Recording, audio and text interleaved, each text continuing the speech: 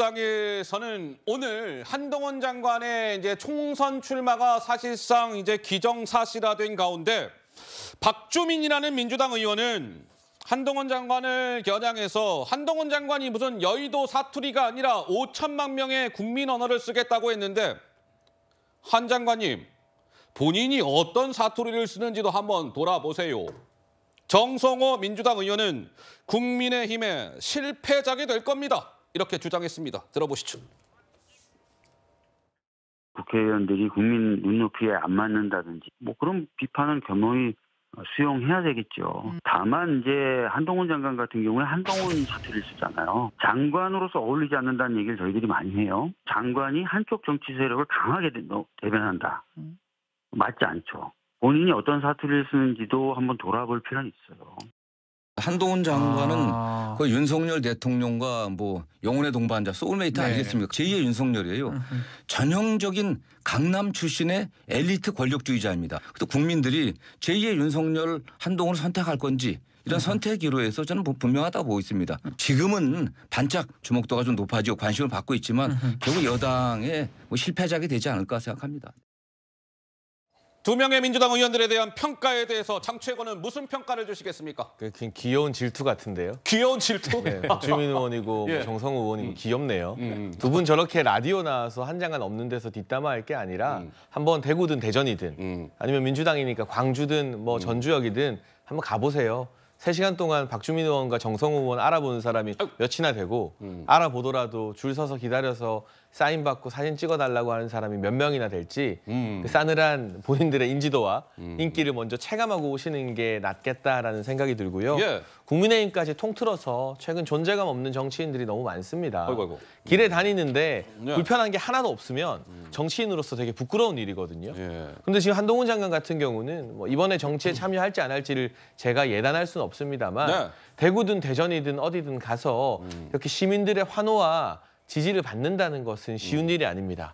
대중 정치인으로서의 가능성을 이미 보여주고 있기 때문에 한 장관이 법무부 장관으로 내놓은 여러 굵직한 정책들이 있어요. 이를테면 이민정책 규제 완화를 통해서 지역의 여러 부족한 일손을 메우겠다는 것. 예. 그리고 뭐 교정시설 처우 현실화하는 것들. 그리고 이 사형수들을 뭔가 너무 기강이 해이하고 복무 태도가 좋지 않으니 사형 집행이 가능한 서울구치소를 이감한 것 등등. 이런 정책에 대해서 민주당이 뭐가 문제고 많은 반대다. 이런 비판 얼마든지 환영합니다. 네. 우리 사회를 좋게 만드는 건전한 논쟁이 될 수도 있는데 내용적으로 비판할 게 없으니 한동훈 장관에 대해서 자꾸 질투와 그냥 저주만 늘어놓는 것 같아서 뭐 저 말씀하시고 서울역이라도 한번 나가보시라는 이야기를 드리고 싶네요. 장 최고가 지금 민주당 의원들이 한동훈 장관을 향해서 질투와 저주를 쏟아붓고 있다 이런 얘기를 했는데 정청래 더불어민주당 수석 최고도 어제 소셜미디어에 한동훈 장관을 향해서 이런 글을 올렸습니다. 땡큐 뭐 이런 거예요. 야당 입장에서는 한동훈 후보는 최약체입니다. 최약체. 아니 한동훈이요? 아니 뭐 저 TK나 강남이나 이런 데 빼고 한동훈 장관이 지역구로 출마해서 당선될 곳이 어디에 있겠습니까? 속빈 강정이 될 가능성이 농후하다. 서울이나 경기, 인천 어느 지역에 한동훈이 출마하면 그 지역 민주당 후보는 복받은 것이다. 이런 글을 올렸습니다. 서재원 대변인도 동의가 되십니까? 어떻게 보세요? 이제는 이제 한동훈 법무부 장관이 아니라 이제 어떻게 보면 잠룡이고 또 총선 후보자로 이제 제가 말씀을 좀 드리자면 한동훈 법무부 장관에 대한 평가는 저희가 시기하고 질투가 아니고요. 이 정치권에 있었던 분들 경험으로 나오는 겁니다. 그래서 한동훈 법무부 장관에 대한 평가도 사실 국민의힘도 고민을 많을 겁니다.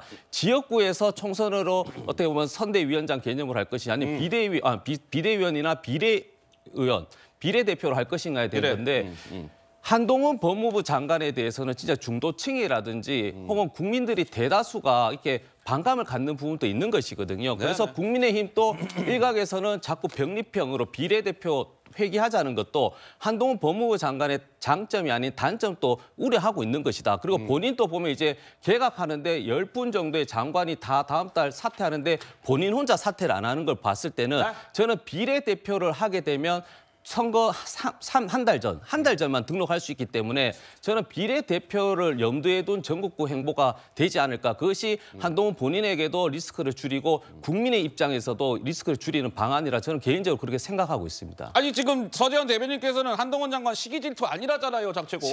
또 우리 한번 이렇게 해보죠. 네. 저희는 한동훈 위원장 만약에 나오게 되면 네. 장관 전국의 모든 후보들이 우리 지역으로 지원 유세 와달라고 할 거거든요.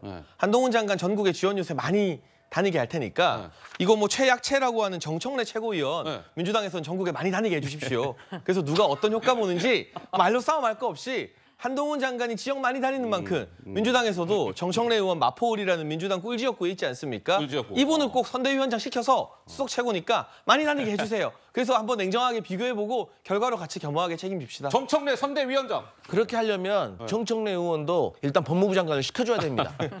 그래야 되고. 최고위원이잖아요. 그래도 최고위원. 꼭 법무부 장관 시켜줘야 되고. 제가 보니까 대전 가니까 막 대전에서도 지금 사람들 사진 찍어달라고 하지 않습니까? 저는 갑자기 든 생각에 한동훈 장관이 저 대전 지역구 출마하면 당선될 수 있을까? 저는 물음표입니다. 알겠습니다. 한동훈 장관의 행보를 두고 앞으로도 많은 관심을 불러일으킬 것 같지요.